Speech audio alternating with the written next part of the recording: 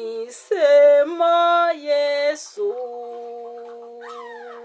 murutisha isi yose, andutira amafaranga cyangwa izahabu. Nge nkunda uwabambwe murutisha n'amatungo, andutira n'amasambu n'amazu meza. Uwanyimika nk'umwami w'ishyanga rinini rite, ndimbata icyaha cyose sinabikunda, ahubwo niragije Yesu umukunzi wanjye. Sinyita ku biri mu isi, Yesu aranyuze. Uwanyimika nk'umwami w'ishyanga rinini rite, ndimbata icyaha cyose sinabikunda, ahubwo niragije Yesu umukunzi wanjye. Niyita ku biri mu isi, Yesu aranyuze. Ngemisemo Yesu umucunguzi wanjye, umucunguzi wanjye nkunda, andutira no gushimwa n'ab'isi bose. Umva icyo nifuza, sinshaka kumenyekana, nge nyoboka umwami Yesu iminsi yose. Ngemisemo Yesu umucunguzi wanjye nkunda, andutira no gushimwa n'ab'isi bose. Umva icyo nifuza, sinshaka kumenyekana, nge nyoborwa n'umwami Yesu iminsi yose. Uwanyimika nk'aba umwami w'ishyanga rinini rite, ndimbata icyaha cyose sinabikunda, ahubwo niragije Yesu umukunzi wanjye. Sinyita ku biri mu isi, Yesu aranyuze, ahubwo niragije Yesu umukunzi wanjye. Sinyita ku biri mu isi, Yesu aranyuze.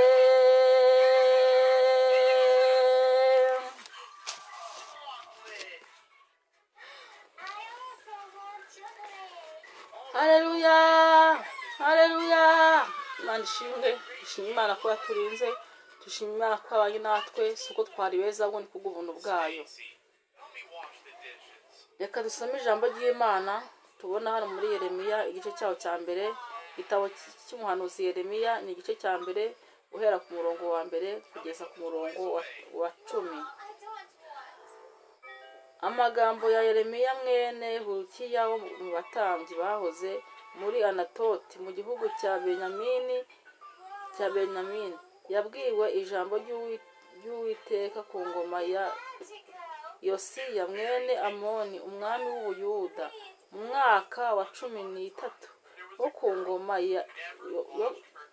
ngoma yaje kandi no ku ngoma ya Yehoyakimu mwene Yosiya umwami w'Ubuyuda kugeza mu iherezo ry'umwaka wa 11 wo ku ngoma ya Sedekiya mwene Yosiya umwami w'Ubuyuda igihe ab'i Yerusalemu bajyanwa ari imbohe mu kwezi kwa 5. Nuko ijambo ry'Uwiteka rinzaho riti nakumenye narakurema mu nda ya nyoko kandi nakwejeje utaravuka mushyiriraho kuba umuhanuzi uhanurira amahanga. Nuko ndavuga nti nyamuneka Nyagasani Yehova dore sinzi kuvuga ndi umwana. Ariko Uwiteka arambwira ati wivuga uti ndi umwana kuko abo nzagutumaho bose uzabasanga kandi icyo nzagutegeka cyose nicyo uzavuga. Ntukabatinye kuko ndi kumwe nawe kugira ngo nkurokore, niko Uwiteka avuga. Uwiteka aherako arambura ukuboko kwe ankora ku munwa, maze Uwiteka arambwira ati nshyize amagambo yanjye mu kanwa kawe, dore mushyiriyeho hejuru y'amahanga n'ibihugu by'abami, kurandura no gusenya, kurimbura no kubaka no gutera imbuto. Haleluya, haleluya, Imana nishimwe. Yeremiya we yarisuzuguraga. Ijambo ry'Imana ritubwiye ukuntu Yeremiya yatoranyijwe. Yeremiya arahamagarwa. Imana nishimwe. Yeremiya yarahamagawe nk'uko nawe uri guhamagarwa cyangwa nk'uko nawe wahamagawe. Imana iramutoranya, imutoranya atazi kuvuga, abona ko atazi kuvuga, abona ko nawe ntacyo ashoboye, ariko si ubwo yari imutoranyije, ahubwo yaramutoranyije kera. Imana itugirire neza. Ese ko twasubije ijambo ry'Imana nawe ukaba wabyumvishije, Yeremiya ni mwene nde? Ijambo ry'Imana ritubwiye ko Yeremiya ari mwene Hilukiya. Yari uwo mu batambyi babaga ngo muri Anatoti. Imana itugirire neza. Yeremiya ni mwene Hilukiya, yari uwo mu batambyi kandi ngo biberaga Anatoti. Ni Anatoti niba wari umurenge w'iwabo numbaze, niba kari akagari k'iwabo ko iki gihe tuvuga ngo akagara kanaka umudugudu, niyo ajyanye n'isibo simbizi, gusa ngo biberaga muri Anatoti. Imana itugirire neza. Noneho ijambo ry'Imana turarisomye twumva ko yari uwo mu batambyi. Ni nk'uko bavuga ngo ese runaka yari uwa hehe? Yari uwo mu ntara y'Iburasirazuba, yari uwo mu ntara y'Amajyaruguru, yari uwo mu ntara y'Amajyepfo, mbese ni nk'ubwo buryo. Nuko Yeremiya atoranywa n'Imana, aremera, Imana iramutuma, ariko abanza kwisuzugura. Hari ikintu tujya cyo kwisuzugura, Imana ikaza ikagutona ugashaka kwisuzugura. Ariko ngo aho muri Anatoti ngo hari mu gihugu cy'Abanyabenyamini. Ababenyamini bari bamwe mu miryango 12 Imana yigize ivugaho ibintu bikomeye cyane. Nuko kandi ngo iyo jambo ngo Imana ngo nubwo ngo yari yivuze uwo munsi ngo ntabwo yabivuze rimwe. Imana nijya ivuga rimwe, ngo yarongeye ngira bivuga ngo ku ngoma ya Yosiya. Ngo ku ngoma ya Yosiya umwami w'Ubuyuda, Imana yarabivuze. Yosiya mwene Amoni, Imana yarabivuze, ntiyacecetse, yarakomeje irabivuga. burya icyo Imana icyo uzaba cyo, Imana ni ikivuga rimwe, umuhanuzi nagihanura rimwe nagihanura kabiri nawe irakwisangira ikabikwibwirira. Yosiya nguwo ngo yari mwene Amoni kandi nawe yayoboye ngo ubwami bw'Ubuyuda. Imana itugirire neza. Kandi irangije ntiyaceka ntiyatuza, ibonye atari kubyumva neza Yeremiya, irongera irabivuga, irongera riragaruka iryo jambo kunuza rigaruka. Icyo gihe nanone hari ku ngoma y'umwami yitwa Yehoyakimu nabwo iryo jambo ryarongera riraza. Yehoyakimu mwene Yosiya, iryo jambo ryarongera riraza, Imana irongera bishimangira, ivuga ko imwejeje ataravu, ivuga ko imutoranyije hari ibi imukoreye. Abona ko akwiye kuyivugira, iramubwira ati ntuzabatinye. Yeremiya yisuzugura ati ese ubundi agenda gute mwami, ese ko nazi kuvuga? Wenda yarameze nkanjye atazi kuvuga nuko nyine bikwiriye, kuko hari ibihekane bimwe bijya binanira abantu ugasanga barabasuzuguye baremye mu ndorogwamo, ariko hari indorogwamo yindi Imana ibareberamwo. Imana itugirire neza. Nuko Yeremiya Imana iravuga ati uko waba umeze kose njye ndagutoranya. Kane haravuga ngo nuko ijambo ry'Uwiteka rinzaho riti, kuko twasomye twirukanka hari abataryumvishije.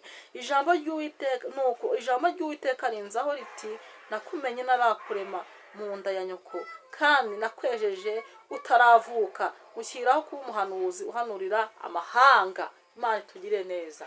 Ngo yakumenye itarakurema, utaraba n'urusoro mu nda ya nyoko wawe cyangwa ya mama wawe. Urumva ngo ikweza utaravuka, igushyiraho kuba umuhanuzi uhanurira amahanga.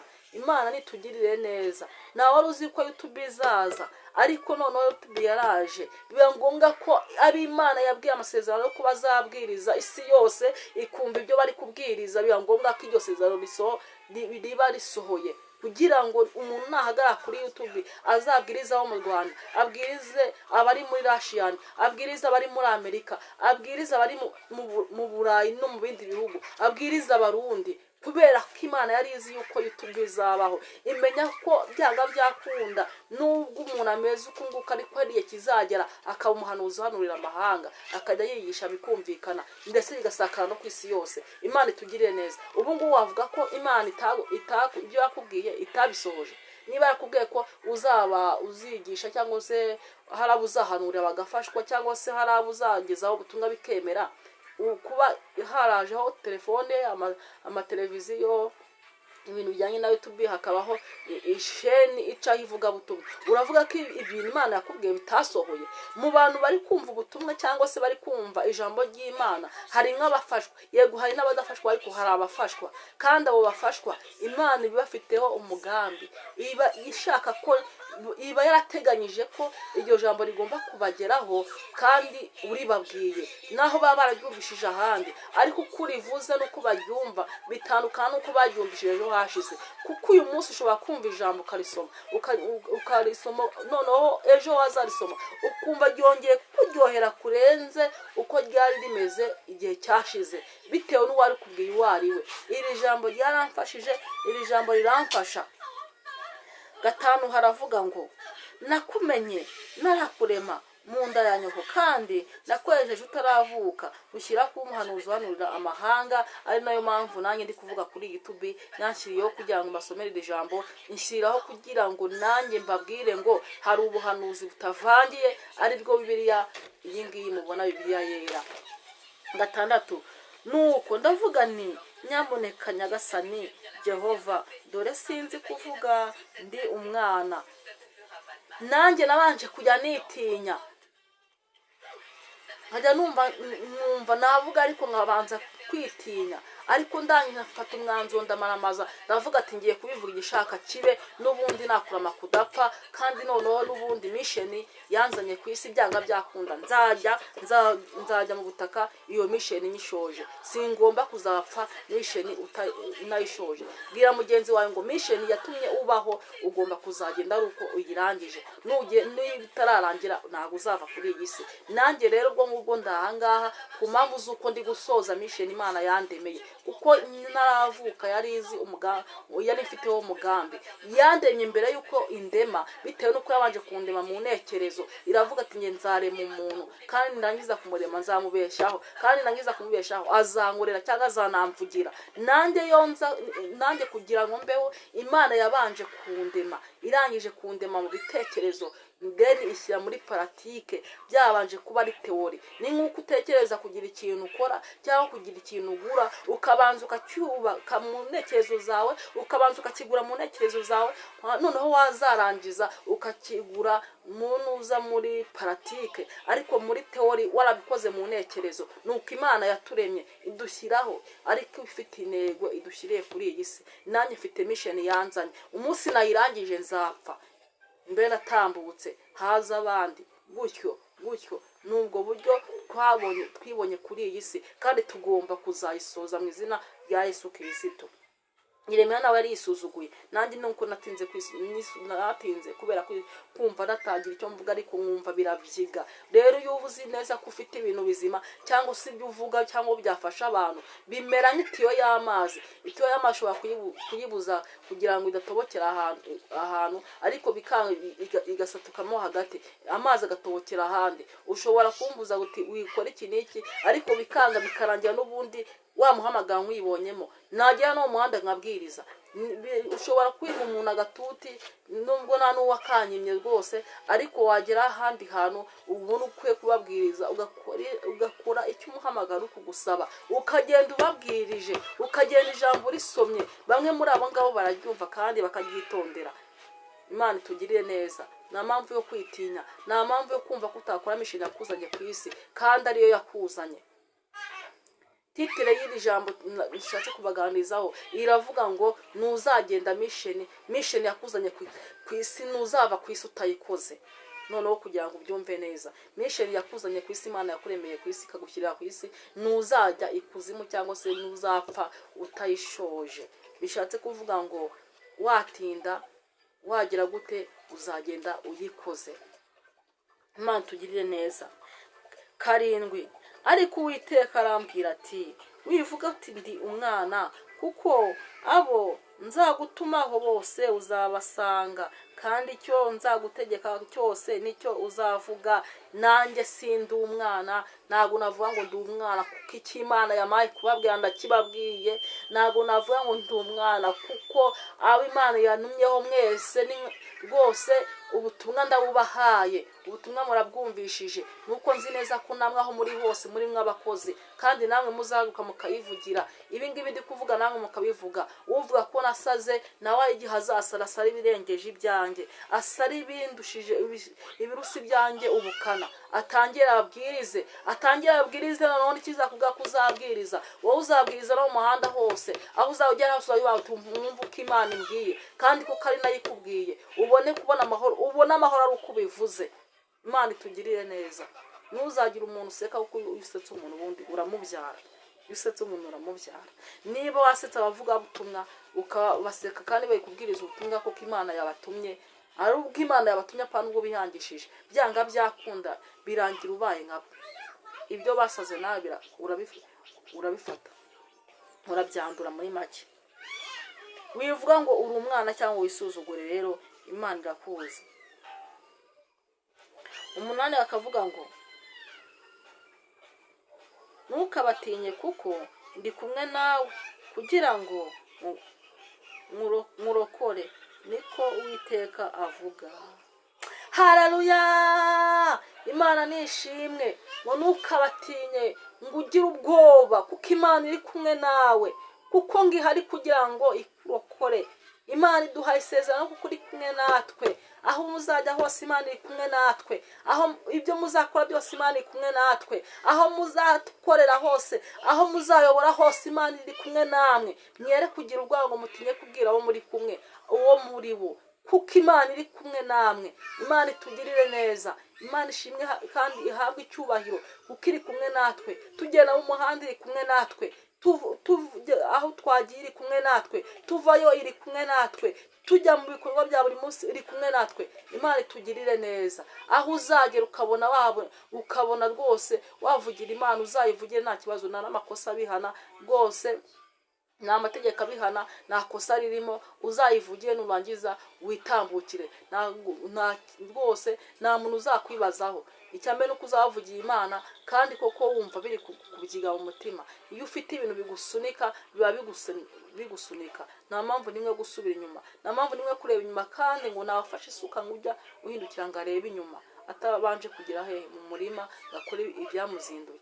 Imana itugirire neza, nimukabatinye Imana irababagabije. Imana itugirire neza. 9 Uwiteka aherako arambura ukuboko kwe angora ku munwa, maze Uwiteka arambwira ati shyize amagambo yanjye mu kanwa kawe, dore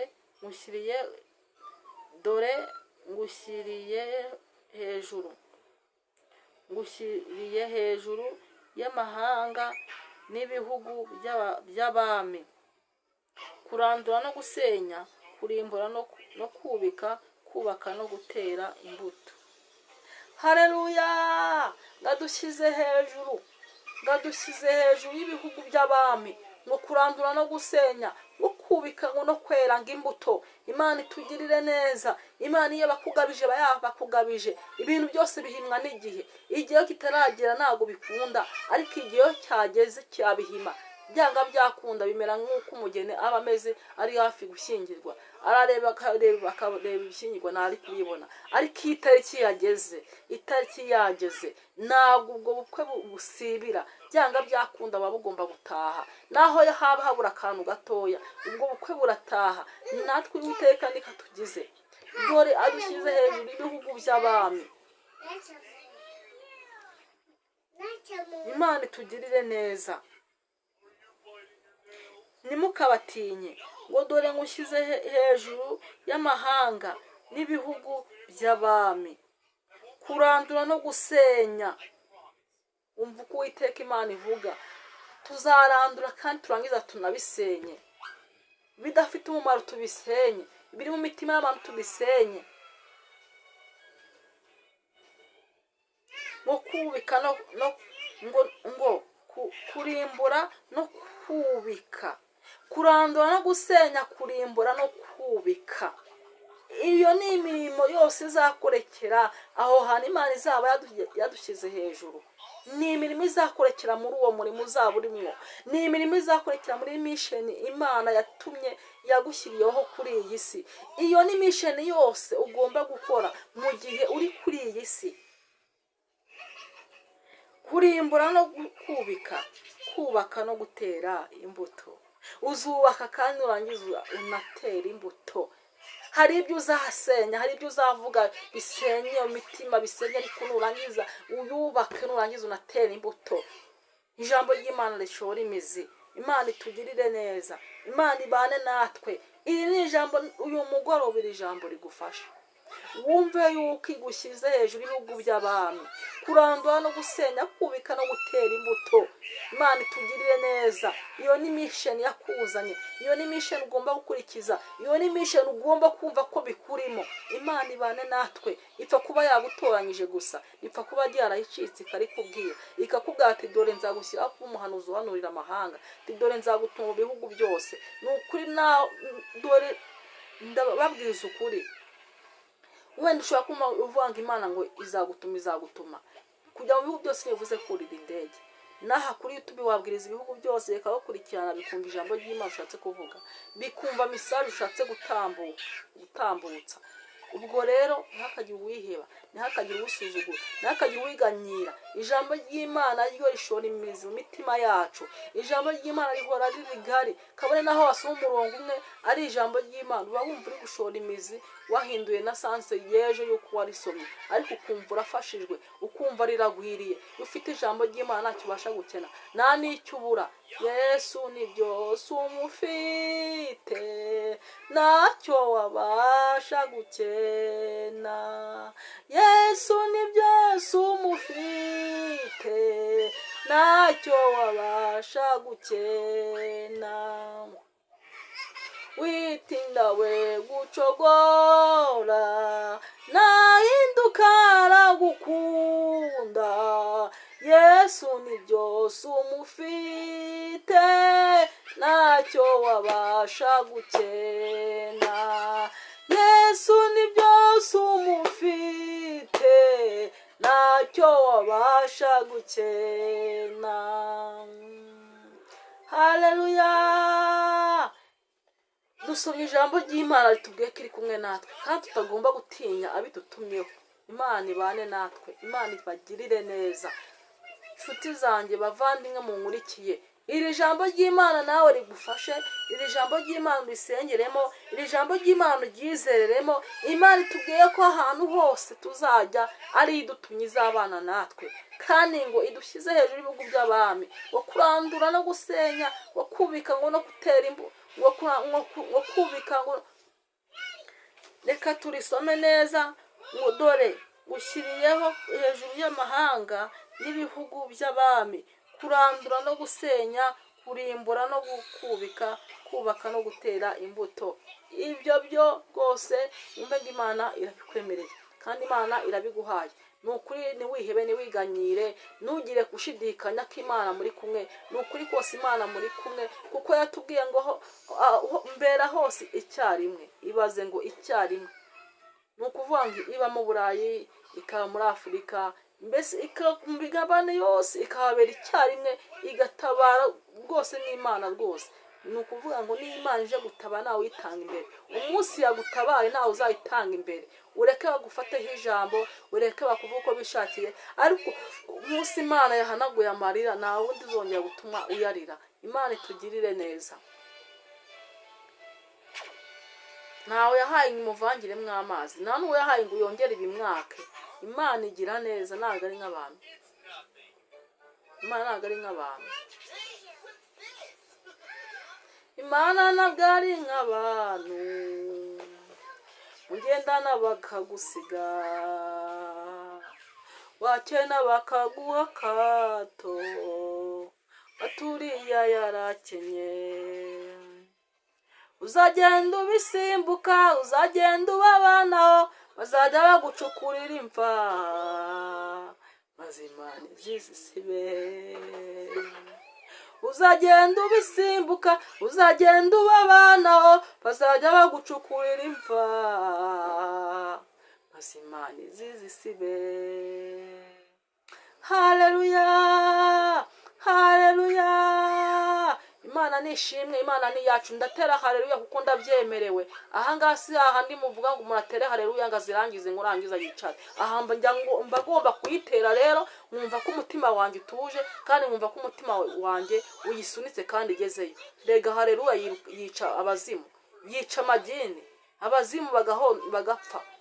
Niyo mpamvu mba ngomba kuyitera rero, nta mpamvu niwe ukumva ko haleluya rwose ikorere soni. Imana itugirire neza. Iyo uteye haleluya ziba ari iz'ubutsinzi, iyo uteye eshatu uteye iz'ubutsinzi. Amagini arapfa rwose, abazimu bagahunga, kuko nabo ubwabo barayitinya haleluya. Kuko haleluya ni ijambo rivuga ngo umuntu avanga haleluya abavuze ngo ni byiza, ni byiza. Ubwo rero umuntu yikirira avanga ngo ni bibe bityo. Ubwo rero nta mpamvu niwe kubona ibintu byabaye byiza ngo twifate ngo tubabare, cyangwa se wenda twumve ko twihebye. Nibibaho. Niyo mpamvu tuba twishimye kandi tunezerewe. Imana nishimwe, Imana ihabwa icyubahiro. Iri jambo ryamfashije, wumve ngo ryamfashije, numva ndanezerewe. Twabonye noneho rero nanjye nababwiye ni uko byagenda kose, mission yakuzanye kuri iyi si rwose uzagenda uzayivamwo. Mission uyirangije ntabwo uzitaba Imana mission utarayirangiza. bishatse kuvuga ngo mbere yuko Imana indema yabanje kundeba mu mugambi wayo, yabanje kubikorera bageti. Njye nabayeho Imana yakoze bageti, nawe wabayeho Imana yabanje gukora bageti, kubera ko yakumenye itarakurema, utaranaba n'urusoro mu nda y'ababyeyi bawe. Imana itugirire neza. Buri wese rero namubwira ngo aharanire kumva ko akunzwe n'Imana, kandi aharanire kumva ko Imana imuzi, kuko yamumenye kera cyane itaramurema, nk'uko yamenye Yeremiya ataraba nawe urusoro, ikabana nawe yibera hariya muri, yarangiza ikamurema ikamushyira hariya muri Anatoti. Imana itugirire neza. Ese nawe urumva wamenywa n'Imana? Ese nawe urumva Imana yagutuma? Ni wowe ndi kubaza, wowe nkurikiye. Urumva Imana yakumenya? Urumva se yagutuma? Ese urumva watumwa n'Imana? Buri wese rero ayo maso, kandi buri wese arinde izamu ryiwe, kandi buri wese yumve ko yakorera Imana mu gihe agihumeka, kuko niyo umuntu yamaze gupfa imigambi ye ibirangiye. Ni ukuvuga ngo iyo umuntu amaze gupfa, iyo umuntu agiye apfuye ikuzimu, nta migabo nta migambi, umva umuntu aba ameze nk'usinziriye. Niyo mpamvu nakubwira ngo icyo ukora ugikore mu gihe uriho, kuko ejo bundi nuramuka witabye Imana ntacyo uzaba ushoboye gukora. Imana itugirire neza. Ndabakunda rero, turashoje. Wari umwanya wo kumva twataramana nyine, kandi tumaze gutarama, tumaze kuganira namwe. Iri jambo ryari mu mutima wanjye, numvaga naribaririmbira, numvaga naribabwira nyine, rikabageraho rikabanezeza nk'uko ndi kunezeza. Mpitamo kuza kugira ngo turiganireho, kugira ngo buri muntu wese nyine yumve icyo bishatse kuvuga. Rero nuba uri kugenda udufata bije yawe cyangwa ibyo utekereza gukora, ubyereka Imana. Sinkubwiye kubyereka umuntu, kuko umuntu we ntacyo yakumara. Ubyereka Imana, then nyuma yaho Imana izakoresha abantu bazakemura ibibazo byawe, kuko Imana ni ishobora byose kandi niyo iri hejuru ya byose. Hano rero hari indirimbo yamfashije ya 383. Reka nayo nyiririmbe kugira ngo mwumve ubutumwa buyirimo, noneho nimurangiza nawe muyisengeremo, kuko ni isengesho rikomeye cyane uyu muririmbyi yaririmbye. Abahanzi bake bari bazi kuririmba, bari bazi guhanga indirimbo zirimo ubutumwa, zirimo n'isengesho, kandi bikagenda bigahura neza n'ijambo ry'Imana. Iyi ndirimbo nubwo nakubwira ngo ni Yeremiya yayiririmbye, ariko ngewe noneho nkanjye Josiane ngiye kuyiririmba nkurikije nanjye uko nanjye naba mbitekereje. Imana iramutse imbwiye ngo ndagutumye, mwumva nanjye ubwanjye nditinye, nk'uko yamubwiye ngo wivuga ngo ndi umwana, kuko abo nzagutumaho uzababwira. Noneho nanjye ngiye gusengera indirimbo, kandi nawe uyisengeremo, kuko irimo ubutumwa bukomeye, ubutumwa bwiza bwakugeza ku musaraba. Icyamukanyikorerera amaganya yanjye yose, Yesu naturiza Uwiteka. Nkamenya yuko ibyanjye byose ubitegekesha ubugwaneza n'ubwenge burutaho. Nkamenya yuko ibyanjye byose ubitegekesha ubugwaneza n'ubwenge burutaho. Kashi ninyibirimbeho nkagaye k'umutima, Mwami gize kwizera guke. Icyama nkarorera rwose gushingikiriza ku by'iyi si,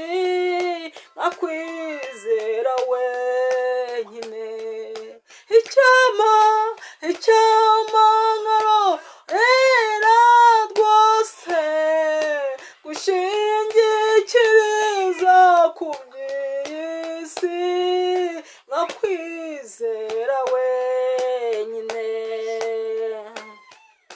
nabuzwa n'iki kuyisaba nkajyanye sunganga ikoreza ayo maganya yose nkahumurizwa no kumenya yuko datugaburira inyoni azanyumvira nanjye nkahumurizwa we nkahumurizwa no kumenya yuko datugaburira inyoni azanyumvira nanjye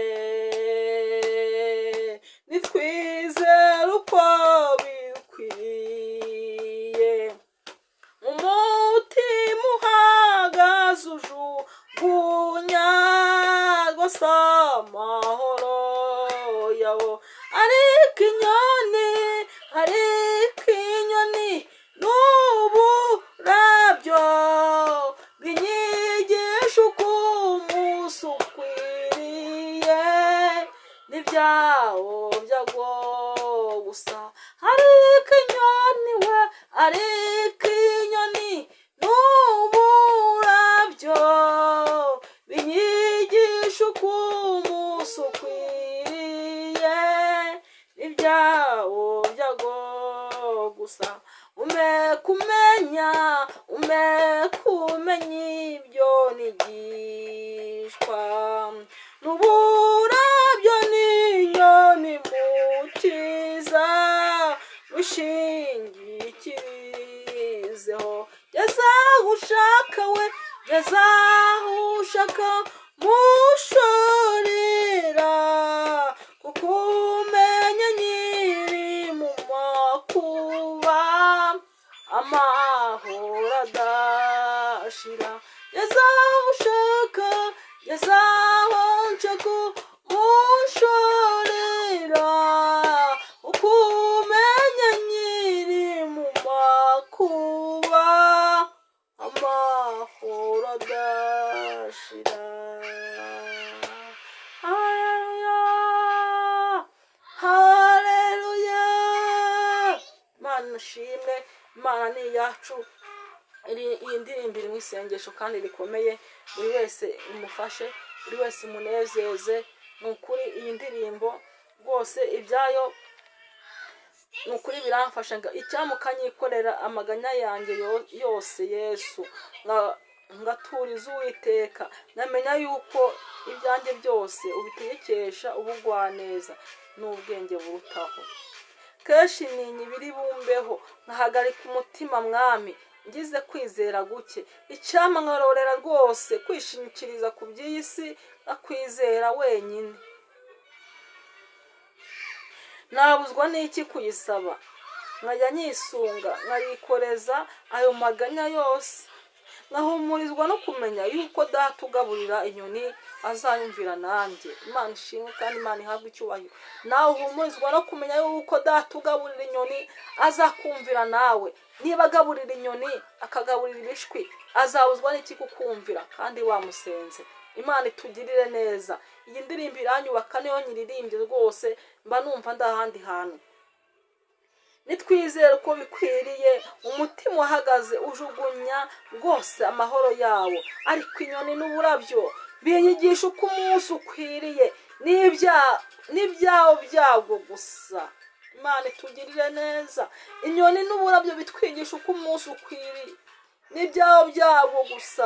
Imana itugirire neza, kuko hari igihe habaho ukabona uburabyo burarabije ukabona burahungutse, ejo ukongera burarabije ukabona burahungutse, ngo ariko ngo inyoni n'uburabyo ngo bihigisha uko umunsi ukwiriye. Imana itugirire neza, ngo n'ibyawo byago gusa. Imana itugirire neza, umunsi wose ugira ibyawo kandi umunsi wose ugira ibyawo. Ni ukuri kugira ngo murabizi ko umunsi wose ugira ibyawo. Bishobora kuba ari ibyago cyangwa se bishobora kuba ari ibyiza, ariko umunsi wose ugira ibyawo. Niko umwanditsi w'ivanjiri yambwiye muri Matayo ko umunsi wose ugira ibyawo. Ushobora kuba ari 6:35 gukomeza icyo gice, harimo ko umunsi wose ugira ibyawo. Ume kumenya ibyo nigishwa n'uburabyo n'inyoni Mukiza mwishingikirijeho. Ngeze aho ushaka umushorera, ngeze aho nshaka umushorera, kuko umenye nyiri mu makuba n'amahoro agashira. Umuririmbyi niko yaririmbye, Imana itugirire neza. Ariko kandi havuga ngo nitwizera uko bikwiriye, umutima uhagaze ujugunye rwose amahoro yawo. Ariko inyoni n'uburabyo bingije ku munsi ukwiriye n'ibyawo byawo gusa. Imana itugirire neza. Ume kumenya ibyo nigishwa n'uburabyo n'inyoni Mukiza mwishingikirijeho.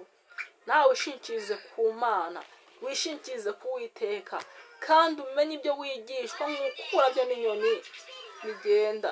Imana itugirire neza. Reka dusenge Imana dusoze ikiganiro. Uyu mugoroba wabera umugoroba mwiza. Mbifurije kubana n'Imana, nimujyama murota Imana, mubone ubwiza bw'Imana, kandi Imana ibagure. Abantu bankoreye subscribe, share na comment, Imana ibamere umugisha. Nukuri mbivuze rwose, numva ndi open mu mutima yo kumva nako nabifuriza umugisha. Imana ibamere umugisha utagabanyije. Imana ibakorere igitangaza. Imana ibane namwe. Imana isubize ibyifuzo byanyu. Nukuri Imana ntibime mu maso hayo, ahubwo Imana ihaze umugisha imirimo y'amaboko yanyu. Imana ibagirire neza. Uri Imana nziza, ndagushimye ko wabanye natwe, waturinze Nyiringabo Mana. Tuje kuri iyi sasu uko Nyiringabo Mana hari icyo twarushaga abandi, ahubwo ni kubw'ubuntu bwawe. Iyi ni ya mission turimo, yatumye tuturema Nyiringabo Mana, ukaturema wera wa Siyoni tutarabaho, ukaturema muri bije yawe, uvuze ko tuzabaho, ukaturema tutaraba n'isoro mu nda z'abatubyaye. Iyi ni ya mission. Nyemerera rero ubane natwe aya masaha tugezeho. Ni ya mission Nyiringabo Mana ikomeje kuba yakisunika, tukaba tutarayirangiza ngo tube twava muri uyu mubiri, kuko niko giza bwa Tito icyatumusigaza ikireteni ukwaro kugira ngo atunganye bisigaye bidatunganyije. Natwe tuje imbere yawe, nyemera ubane natwe. Dore twatanye ikiganiro, turakwiragiza, none turagisoje. Komeza kubana natwe, kandi abazakikurikirana bazaryoherwe n'ijambo ryawe. Kandi buri wese uzama kwitekerezaho yongere yibuka ahari kujya, yongere yibuke iby'uru rugendo, yongere yibuke afate umugambi, afate ingamba zo kuva mu byo arimo yibwira bibi, maze Nyiringabo Mana akurikira inzira yawe. Urakoze kuri Mana yacu, kandi urakoze kutugiye neza, kandi ukiza abarwayi, kandi Nyiringabo Mana ugira uko ubigenza. Ukwifuza wese akubone mu izina rya Yesu Kristo. Amen.